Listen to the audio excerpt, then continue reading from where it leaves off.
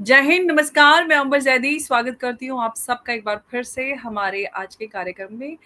CPEC 2 के launch से पहले पाकिस्तान एक ऐसे क्रॉस रोड पर खड़ा है जहाँ उसे फैसला ये करना होगा कि चाइना का जो स्ट्रेटेजिक एम्ब्रेस करे या फिर जो अमेरिका है उसका जो इकोनॉमिक सिलेक्शन है उसकी तरफ जाए। चाइना पाकिस्तानी जो इकोनॉमिक कॉरिडोर है, ये प्रोजेक्ट नहीं बल्कि जो चाइना है उसका साउथ एशिया में एक फुट होल्ड है।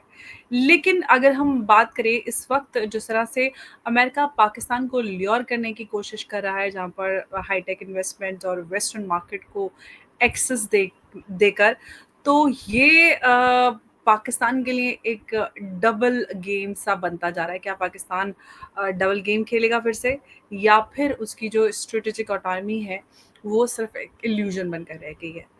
बड़े सारे सवाल हैं, क्योंकि हम अगर इस वक़्त देखें तो कहीं न कहीं अगर सीपैक 2 लॉन्च की बात अगर सामने जैसे हमारे है, इससे ये बात तो है कि कहीं भी जो बीजिंग है वो भी पाकिस्तान से हाथ नहीं छुड़ा रहा है और दूसरी तरफ अमेरिका सामने है। दोनों का फ़ायदा पाकिस्तान उठाएगा, या किस तरह से एक बार फिर से पाकिस्तान वही वही चाल चलेगा? ये आज का मुद्दा है और आज के यही सारे सवाल हम शामिल करेंगे, कई सारे और बड़े सवाल हैं। उमेश जी हमारे साथ हैं। उमेश जी बहुत-बहुत स्वागत है आपका। जय हिंद, नमस्कार। जय सिया राम अंबर जी। जय सिया राम। उमेश जी, पाकिस्तान का जो ये सीपैक 2 की बात करें, पाकिस्तान अपना इकोनॉमिक लाइफलाइन इसको बताता है। जो सीपैक 2 है ये इकोनॉमिक लाइफलाइन है, लेकिन क्या ये एक डेड ट्रैप 2.0 नहीं बनता जा रहा है? क्योंकि ऑलमोस्ट $70 बिलियन लग चुके हैं जो सीपैक 1 में, जिसमें अब ये सीपैक 2 है, इसमें एग्रीकल्चर, ग्रीन एनर्जी और टेक्नोलॉजी और बहुत सारे इन्वेस्टमेंट की बात हो रही है, काफ़ी अलग-अलग फील्ड्स को। तो ये एक और नया जाल नहीं है चाइना का, अगर मतलब ये कहना चाहिए कि डेट ट्रैप 2.0? देखिए, जो सीपेक है उसको बेल्ट एंड रोड इनिशिएटिव में शी जिनपिंग ने 2015 में चालू किया था और जी। 2015 से 2020 के अंदर इसमें इन्वेस्टमेंट किया गया और बताया जाता है कि सीपेक 1 में जो प्रोजेक्ट्स इन्होंने लॉन्च किए थे वो सिर्फ हुँ, 25% टू 30% अचीव हुआ है। उसका ओके। उन्होंने उधर रोड्स बनाए, पावर प्रोजेक्ट्स बनाए और हुँ, आज ऐसी हालत है कि पाकिस्तान को 30 से 32 बिलियन डॉलर ऑलरेडी देना है सीपेक के डेब्ट टू चाइना। और उसके बाद आप ये देख रहे हैं कि एडिशनल सीपेक 2 की लॉन्च की तैयारी की जा रही है, जिसमें शहबाज शरीफ को समिट के लिए वो अभी चाइना जाने वाले हैं। अब मोदी भी भारत आए थे। भारत आने के बाद वो पाकिस्तान गए। पाकिस्तान में उन्होंने पाकिस्तान, अफ़गानिस्तान और चाइना ट्राइलैटरल कॉन्फ्रेंस किया था और उसमें बताया था जो सीपेक है, अफ़गानिस्तान को भी लिंक किया जाएगा और अफ़गानिस्तान से ईरान को लिंक किया जाएगा। तो ये एक रियल मकसद है फॉर द सीपेक 2। सीपेक 2 एक तरह से एक चाइना का एक तरह से लेवरेज क्रिएट करने की कोशिश कर रहा है। चाइना एक अल्टरनेटिव ट्रेड रूट जिसमें वो पाकिस्तान को बाईपास करने की कोशिश करेगा, क्योंकि ग्वादर के जो ग्वादर पोर्ट है वो है बलूचिस्तान में और बलूचिस्तान में आपने देख लिया है कि वहाँ पे जो बलोच फ्रीडम फाइटर्स है वो चाइनीज जो इंजीनियर्स है, चाइनीज वर्कर्स है, उनके ऊपर हमला करते जा रहे हैं। वहाँ पे चाइना इनडिस्क्रिमिनेट माइनिंग करता है। चाइनीज के फिशिंग ट्रॉलर्स उधर आके मछली पकड़ते हैं। चाइना ने पाकिस्तान ने 2 आइलैंड चाइना को गिफ्ट में दे दिए हैं for agriculture purpose. In fact Pakistan अपनी लड़कियां भेजता है चाइना को, क्योंकि वो सीपे के डेट क्लियर नहीं कर पाते। इसके कारण वहाँ पे लोगों का एक तरह से आक्रोश है चाइना के ऊपर। आज हालत ऐसी है कि पाकिस्तान की मिलिट्री एक तरह से वो चाइना को सब चाइना के जो वर्कर्स हैं उनको सिक्योरिटी प्रोवाइड करती है। मुल्ला मुनीर जी। अभी गए थे चाइना, वहाँ पे वांग यी ने उनको डाँटा कि आपको हमारे चाइनीज़ इन्वेस्टमेंट को प्रोटेक्ट करना पड़ेगा। ये एक जी। तरह से हुँ। कंडीशन दिया है। जब पाकिस्तान लेकिन मान गया। उमेश जी, सवाल ये है कि हम अगर चाइना की बात करते हैं, चाइना पाकिस्तान के बीच में जो है वो डीप रूटेड मिलिट्री और स्ट्रेटेजिक टाइज हैं। क्या ये जो डीप रूटेड मिलिट्री टाई है, इसको अमेरिका का जो इकोनॉमिक क्लियर है वो तोड़ पाएगा? देखिए, मैं वहीं पे आ रहा था। देखिए जो सीपेक 2 है, उसके अंदर बताया जाता है कि चाइना इन्वेस्टमेंट करेगा माइंस में। चाइना एक तरह से रेल कॉरिडोर बनाएगा, कराची से लेके पेशावर तक एक परपेंडिकुलर लाइन बनाने वाला है।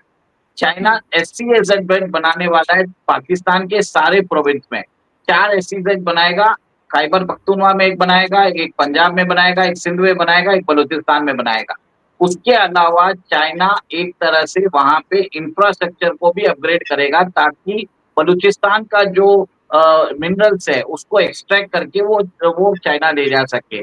चाइना ने बोला है कि मैं आपके agri processing Chinese agri processing units है, वो मैं हुँ, पाकिस्तान के अंदर इन्वेस्ट करूँगा। देखिए, ऐसे चाइना ने बहुत प्रॉमिस किए थे सीपेक 1 में भी।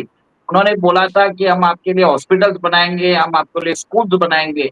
पर आज ऐसी हालत है कि पाकिस्तान के अंदर बिजली के बिल ज़्यादा है, क्योंकि ये जो बिजली के बिल जो पावर प्लांट्स चाइना ने एक तरह से उधर खोले हैं, जी, उसकी जो पेमेंट है, वो डॉलर टर्म्स में किया जा रहा है।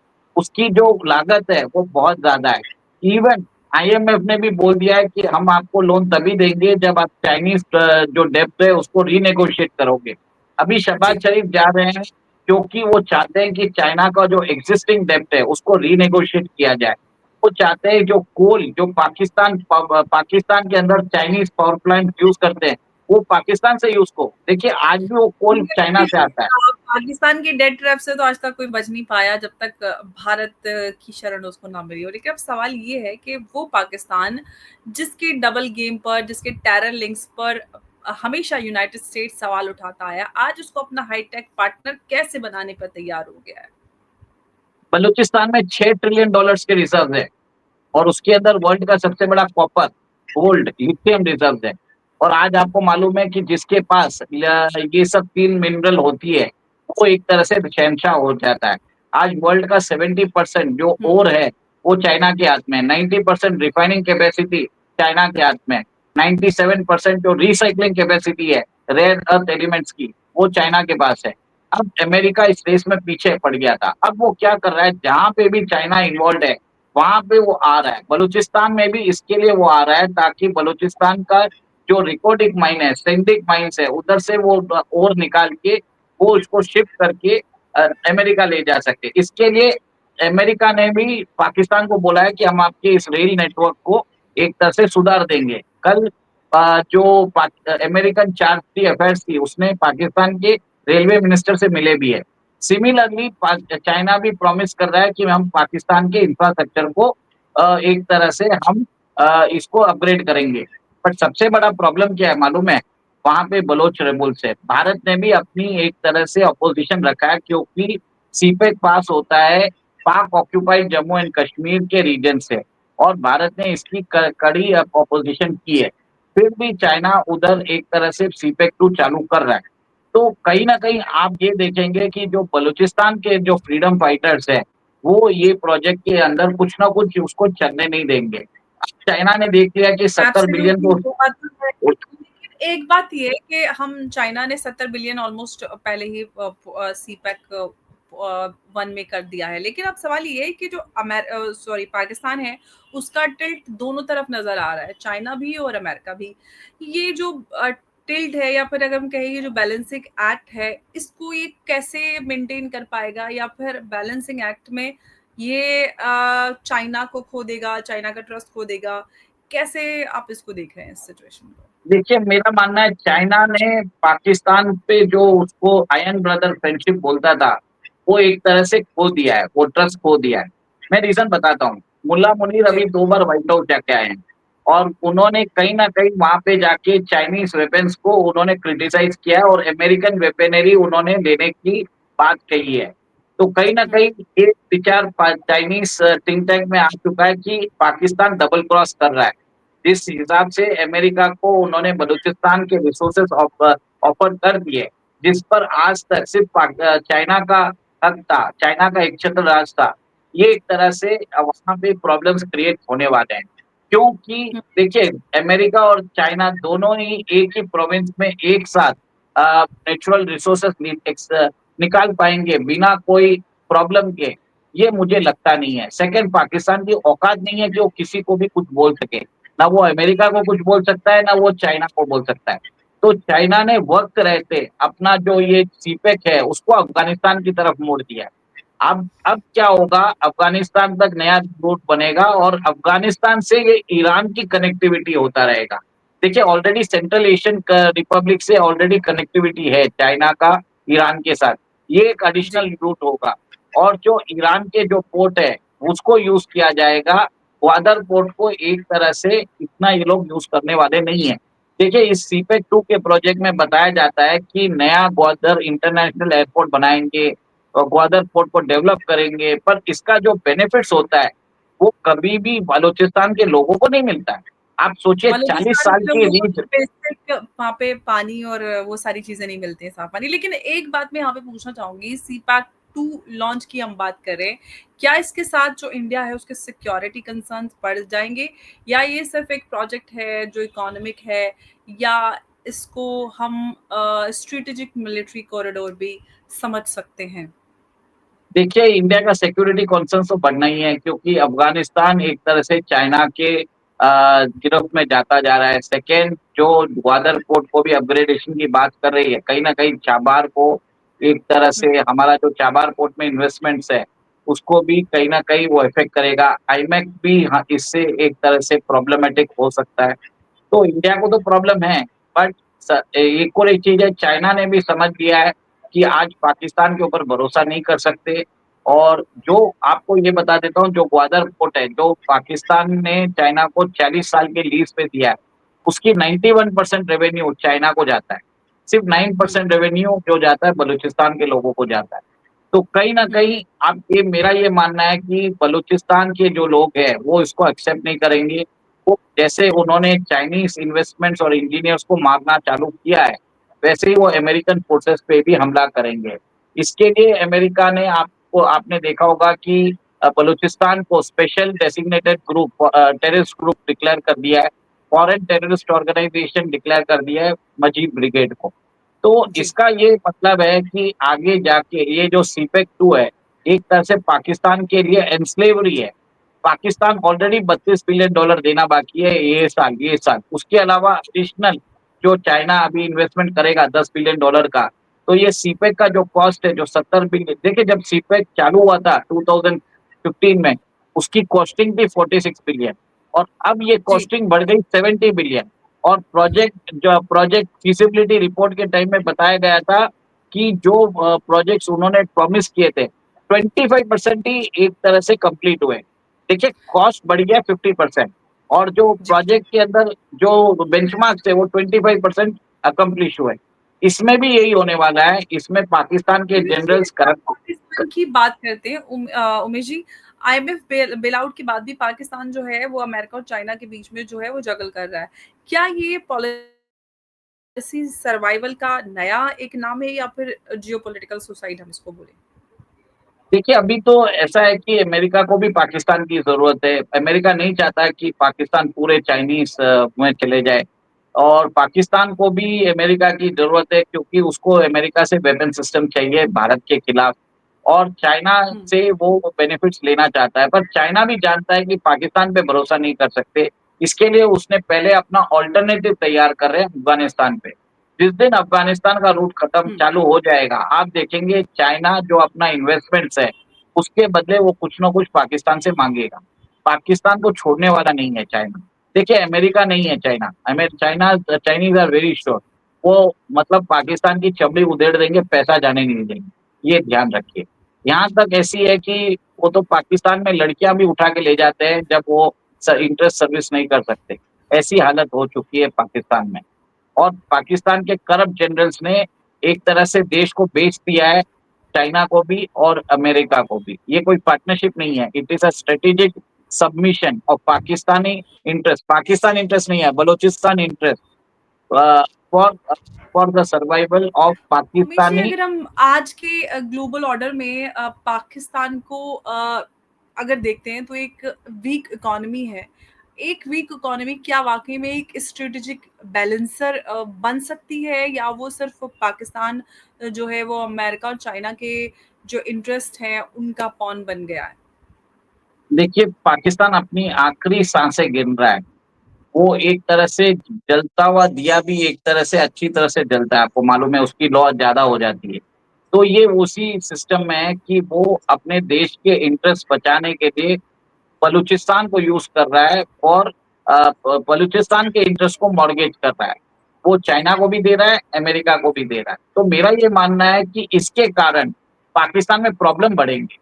एक तरह से क्लियरली बात आएगी कि पाकिस्तान के अंदर जो लाहौर के अंदर जो जनरल्स है, पंजाबी जनरल्स है, वो पाकिस्तान को चला रहे हैं। क्योंकि सारा बेनिफिट जो मिलता है, पाकिस्तान में पंजाब प्रोविंस को मिलता है।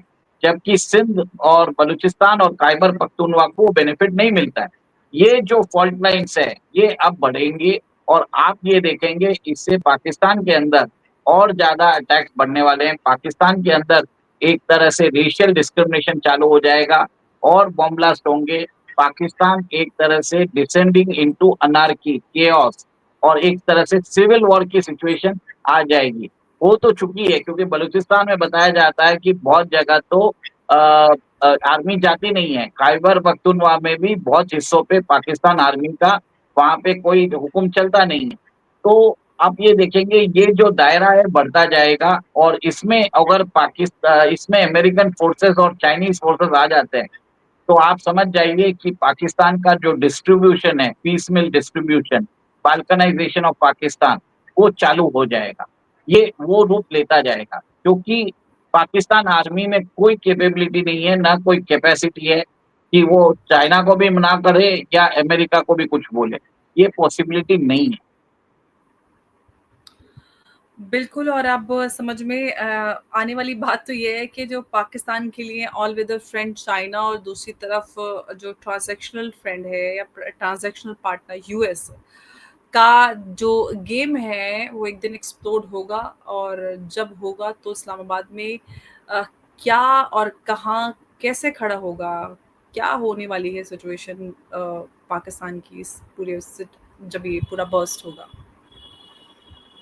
देखिए, मैं तो आप पहले तो उनको पार्टनर बोलना बंद कर दीजिए, मास्टर्स बोलिए, Chinese masters and American masters, क्योंकि पाकिस्तान कभी दो दो पार्टनर था पप्पा ही है, नहीं।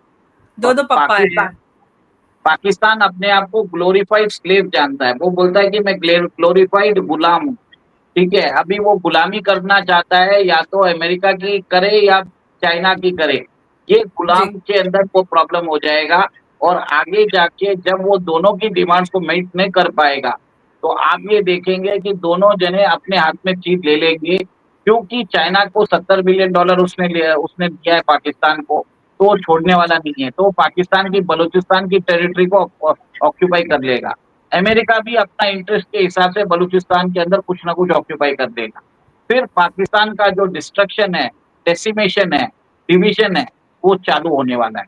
भारत शायद पीओजे के ले ले, पाकिस्तान पंजाबिस्तान बन के रह जाए। सिंध के कुछ एरिया जो हिंदू बहुल एरिया है वो भारत के अंदर विलय हो सकता है। Everything is possible. ये एक तरह से पाकिस्तान का डेथ वारंट उन्होंने साइन कर दिया है। सीपेक 2 नहीं है, this is the death warrant of Pakistan. बिल्कुल। और अब ये जो सी पैक 2 के बाद पाकिस्तान का क्या अंजाम है, क्या पाकिस्तान के लिए जो एक लाइफलाइन है ये एक लीश बन जाएगी या फिर क्या पाकिस्तान का होने वाला है, ये तो सिर्फ ऊपर वाला जानता है। क्योंकि पाकिस्तान खुद अपनी जो मौत की कहानी है वो खुद लिख रहा है। और बहुत जल्द जैसे कि उमेश जी ने कहा बाल्कनाइजेशन ऑफ पाकिस्तान, जो हम कई सालों से एक मुद्दा समझते आए थे कि ये कैसे होगा। बड़े एक्सपर्ट एनालिस्ट ये बात करते थे कि बाल्कनाइजेशन ऑफ पाकिस्तान होगा, ऐसे ऐसे होगा, ये सिचुएशन होगी। लेकिन इतनी जल्दी जो सूरत हाल है वो बदल जाएगी और पाकिस्तान वो खुद स्पीड अप करेगा, ये शायद किसी ने नहीं सोचा था, लेकिन वो सारी चीज़ें हो रही हैं। मुझे बहुत बहुत धन्यवाद आपका हमारे साथ इस चर्चा में जुड़ने के लिए। नमस्कार, जय हिंद, जय भारत। जय सिया राम। जय श्री राम उमेश जी।